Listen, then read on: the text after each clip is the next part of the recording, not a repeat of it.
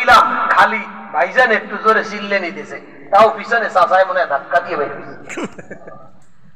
চিৎকার মাইরা কান না খুশি খুশি অল্প না বেশি বেশি তাহলে বেশির আওয়াজ দিয়ে করে আলহামদুলিল্লাহ। আল্লাহ সবাইকে কবুল করুন।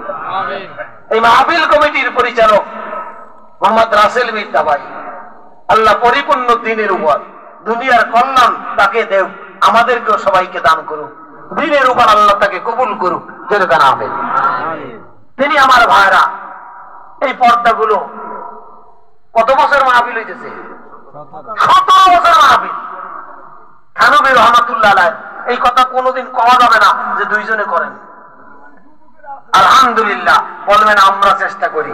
কি কারণ আল্লাহ শুনলে হ্যাঁ বরকত কমাই দিবে।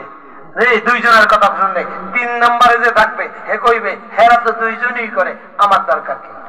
এই জন্য না ভাই আন্তরিকতার কারণে বলছে যে একটু কষ্ট করে যারা দিলে তো লাগে, এই জন্য বলছে। ভাই আল্লাহওয়ালা লোক আমি বুঝছি দেখেই প্রথম ওই জায়গায় যাই আবেগ আপ্লুত হয়ে কয় হুজুর দোয়া করেন মাহফিলের জন্য। থানবী রহমাতুল্লাহ আলাইহি বিরক্ত হইতেছেন? 2 মিনিট থানবী রহমাতুল্লাহ আলাইহির কাছে দুষ্ট যুবক গেছে, দুষ্ট যুবক পর্যন্ত। শয়তান আর দুষ্ট কিন্তু দিতে আলাদা। দুষ্টমি না করলে ভোলাবানের ব্রেন খোলে না, আর শয়তানি করলে গজব ছাড়া কিছু হয় না। এজন্য দুষ্টমি করাও কিন্তু রহমত। যেই ভোলারায় মোবাইল খেলে আবার নামাজও যায়, ওটা দুষ্ট, শয়তান না। দুষ্টমি আর শয়তানি দুইটা এক না, বুঝছেন?